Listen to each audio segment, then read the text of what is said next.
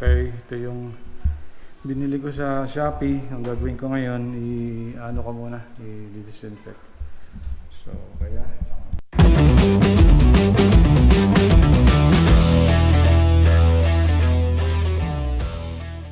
today, ang aking gagawin is mag-unbox ako ng isang item na binili ko online. Before anything else, please don't forget to like and subscribe to my channel. And always don't forget to click the bell button. Paano? Samahan niyo ako. Let's go! Binili ko sa online. So, isa siyang meat grinder. Gagamitin ko siya paggawa ng longganisa. Kasi mag-start ako ng isang maliit na negosyo. Kaya ito ang aking binili. Buksan natin to. Ang pangalan niya, Sokany Meat Grinder. Ayan. Ako nga pala, na-disinfect ko na rin to ng mga ilang oras bago ko siya hinawakan. Kaya safe na ako. Okay? Yun! So, ang laman niya ay ito, batuta. Hindi po ito batuta mga kabayan. Ito po yung pangtusok dun sa meat. Dito. Okay. Tingnan mo natin mga parts niya. So ito, yung pinaka-grinder niya, ito. So, medyo okay naman. Medyo steady. Tapos, yung kanyang mga parts, ayan, medyo well lubricated. Sana okay to. Check natin. Itong screw na to, parang jack screw to eh. Medyo hindi siya bakal. Siguro halo lang to. Pero ang pinaka-bakal niya, itong daanan ng meat tsaka yung blade. So yung blade niya, ito. Medyo matalim. So, ulit natin dito. Tapos, yung pinaka niya, daanan ng meat, ganun din. Hindi siya solid na bakal eh, parang may halo lang din, pero okay na rin siya. So, check natin, balik natin.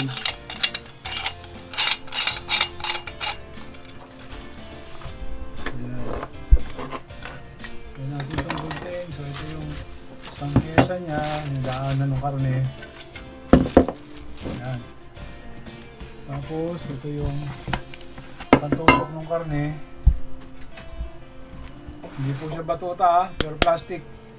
Hindi siya made of wood, plastic. Ito naman, dito nilalagay yung pinakakarne. Medyo parang din eh, stainless, pero hindi ganong katibay yung pag-stainless niya. Pero okay na din.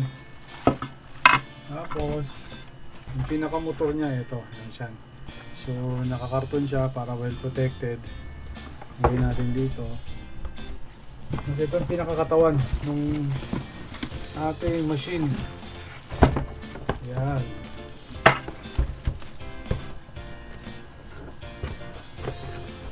Tapos itong manual natin, user manual. So ito yung pinaka-motor or yung body ng pinaka-grinder natin. So as per manual, tama naman itsura niya. Sokany.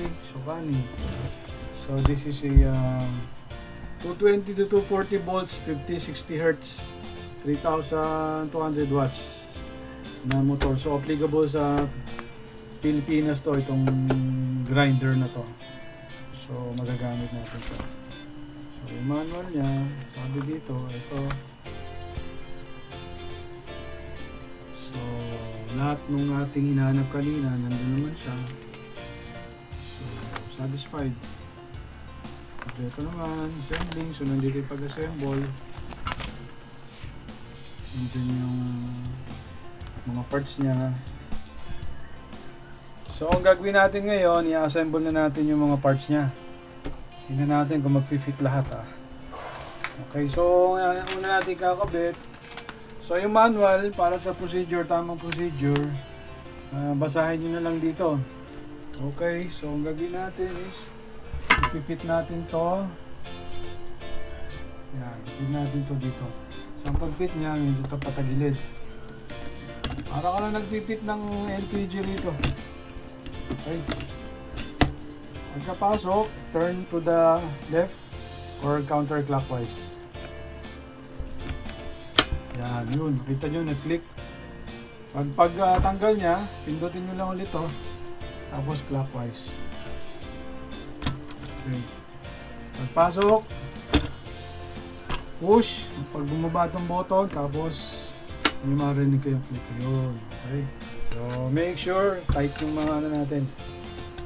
Parts natin, okay. Tapos ito na yung pinaka-meat na plate. Nilalagyan na ng meat. So, papasok nyo lang dito. Pantayin nyo lang para sakto. Tapos, ayan. So, kung ano yung nasa manual, pareho na siya. Ayan. Okay, so testingin naman natin yung isang ano niya, isang part na panggawa ng sausage. So, nandito lang siya sa likuran yung mga items na mga ano niya, attaching parts. So, ito yung sausage maker niya or sausage nozzle. So, papalitan lang natin yan. So, pag sausage ang gagamitin mo, ito ang gagamitin mo na pinaka ano, plate. Ayan ha. Ang gagawin natin, tanggalin mo lang to. Tapos, palitan mo to. Ang blade. Kasi ito ang gagamitin mo na pinaka plate para sa ano, dun sa sausage niya. Medyo ano siya, no, lubricated, may oil siya kaya maganda. Hindi siya kakalawangin kahit matagal na stock. So pasok mo lang ulit dyan. Tapos yung sausage nozzle, ito pasok nyo rito. Tapos ayan, lock nyo lang. Yan, so ito na, yung paggawa ng yung sausage ang gagawin nyo. Ito yung nozzle na gagamitin nyo. Para dito nyo na ilalagay yung hog casing, tapos lalabas na siya sa harap. Okay? So ngayon, tetestingin natin siya kung gumagana. Baka naman walang current to. Walang power. So, since ito ay may mukhang European style yung ano eh. Socket niya, may kasama na adapter. Okay, plug mo lang sa socket natin. Tapos tingnan natin kung ikot. So, ito yung on and off switch niya. Yan. Narinig nyo? Yun no, ganda na pagkaikot. Yan. Okay, titingnan nyo rito. Yung pinaka jack screw na kanina, humikot pagka pinindot ko to, yung on and off switch. Sabihin, maganda yung pagkakapit niya dun sa motor. Saktong-sakto. Okay, so maganda tong ating nabili. Kaya sa susunod na vlog natin, gagawin naman natin yung actual na pag-gigilig na ng meat. So ngayon, assembly lang naman ang ginawa natin. Tapos kung kumpleto yung mga parts niya, tsaka kung gumagana siya. Okay? Ano mga tropa, maraming salamat sa panonood ng video ko. Please don't forget to like and subscribe to my channel, and don't forget to click the bell button para lagi kayong updated sa mga bagong videos. Okay?